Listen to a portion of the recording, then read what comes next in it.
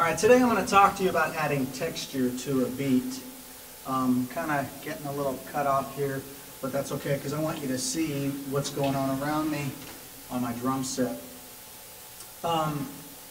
Adding texture basically is what I kind of refer to as giving a beat some motion, giving it some highs and lows, you know, your dynamics. And basically a standard drum beat is going to consist of hi-hat, snare, and bass drum. Not always, but typically.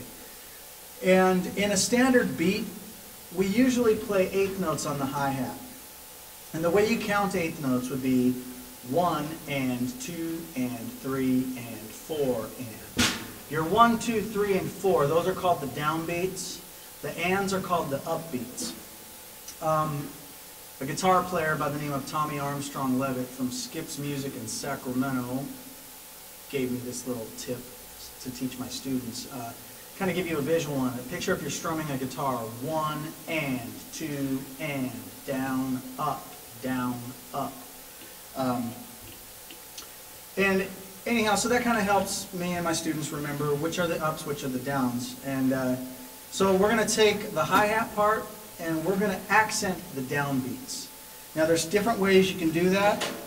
You can use the tip of the stick and make it louder, every other note. 1 and 2 and 3 and 4. Or, I don't know if you can see all this kind of shredding off here. If you can see my floor, it's pretty disgusting. I like to use the shoulder of the stick. Some people call it the shank. Ew. I'm going to use the shoulder of the stick every other note and accent it. And you'll notice also, I don't know if you can see this very well, but the hi-hat, if you have your bottom cymbal tilted a little bit, it pushes the air up. And it also makes the cymbal kind of stick out a little bit. So what I'm actually doing as I do this, 1, 2, and 3, and 4, and I'm actually hitting the bottom cymbal from the top with the shoulder of the stick. That's how I prefer to do it.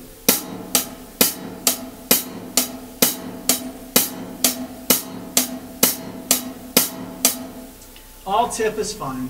All shoulder is fine too, but it's kind of a little butt rocky and I don't really like that. Anyway, I just lost half my audience, sorry. Okay, bass drum. Now you can't see what I'm going to do. I'm going to lose a few more people right about now because I'm going to talk about heel down or heel up. Personally, I think heel up is the way to go. I don't care if you're playing jazz, I don't care if you're playing metal. Heel up. Volume-wise, it makes no sense to me to change it. I don't really get that. Whatever some people do, cool, good for you. I prefer the heel up, like I said, because I get more control. I can actually get my leg into the pedal. Get some volume, get some stomp in there.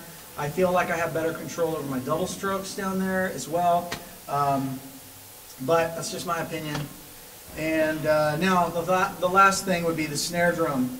Most people, not most people, many people hit the snare with the tip in the center. Nothing wrong with that, it sounds great. However, if you hit it a little off-center, check this out. I'm going to do a couple in the middle, a couple off-center. Listen to the tonal difference.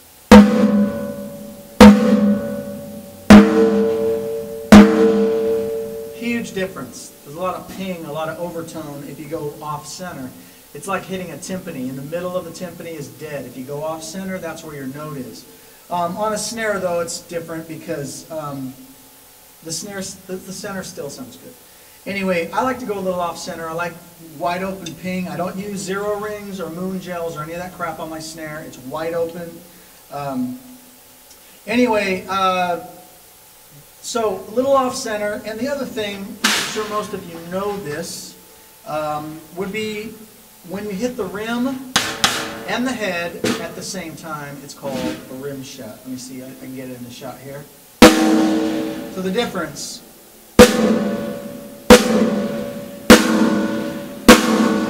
Huge difference in the tone. Now, I'm just going to take standard rock, funk, whatever you want to call it beat, and play no accents, no rim shots, heel down.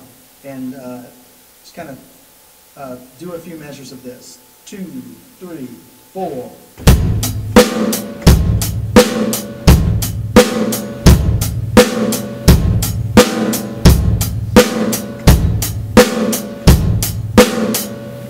Now, if you were to read that on paper, snare on 2 and 4, 1 and 3 on the kick, 8th notes on the hi-hat. I played that note for note. That was wonderful in G dandy, but it sounded like crap. So what I want to do is I'm going to add all those elements that I just told you about.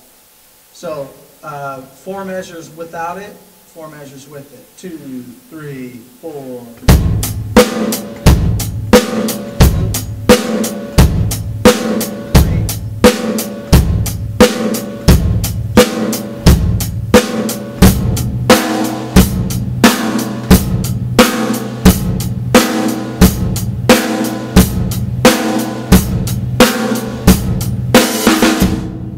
It's not just about volume.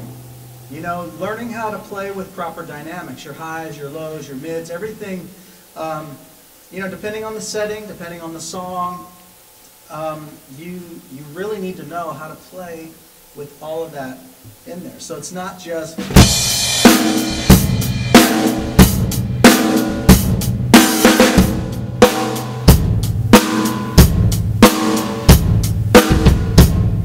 So all 3 of those things, again, recap. Accent the downbeats, 1, 2, 3, and 4, with the tip or the shoulder. Heel up on the kick, in my opinion. Snare, rim shot on the snare. Now, speaking of the rim shot on the snare, I'm going to play a busier beat that's going to have a lot more action on the snare drum. And what I want to do is I want to take all those other notes and I want to make them quieter and lower. Those are called ghost or grace notes. So I'm going to do a few measures of a funky, busier beat without any of this, and then I'm going to add the whole thing to it. 1, 2, 3, 4.